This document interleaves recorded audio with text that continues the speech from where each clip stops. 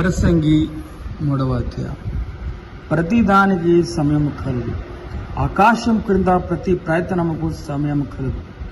పుట్టుటకు, చచ్చుటకు, నాటుటకు, నాటబడేదాన్ని పెరిగి వేయుటకు, చంపుటకు, బాగు చేయుటకు, పడగొట్టుటకు, కట్టుటకు, ఏడ్చుటకు, నవ్వుటకు, దుఃఖించుటకు, నాట్యమాడుటకు, రాళ్ళను పారవేయుటకు, రాళ్ళను కుప్ప వేయుటకు, కౌగిలించుట మానుటకు, వెతుకుటకు, పోగొట్టుకొనుటకు, దాచుకొనుటకు, పారవేయుటకు, చింపుటకు, కుట్టుటకు, మౌనంగా నుండుటకు, మాట్లాడుటకు, ప్రేమించుటకు, ద్వేషించుటకు, యుద్ధము చేయుటకు, సమాధానపరచుటకు, కష్టపడిన వారికి తమ కష్టము వలన వచ్చిన లాభమేమి?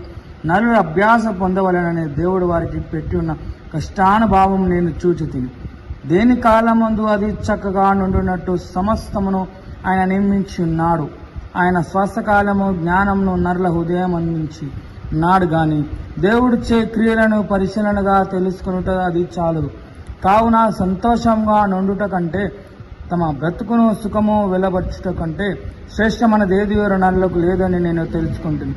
మరియు ప్రతివాడు అన్నపానలు పుచ్చుకొనుచు తన కష్టాతీతము సుఖానుభవించుట దేవుడిచ్చు బహుమానమే అని తెలుసుకుంటేని. దేవుడు చేయు పనులన్నీ స్వాస్థములని నేను తెలుసుకుంటుని. దానికి ఏదియు చేర్చబడదు, దాని నుండి ఏదియు తీయబడదు. మనుషుల తన యందు భయభక్తులు కలిగి ఉండినట్లు దేవుడిట్టి నియమము చేసి ఉన్నాడు. చదవబడ్డ వాక్యము దేవుడు బహుగా దీవించును కాక. ఆమెన్.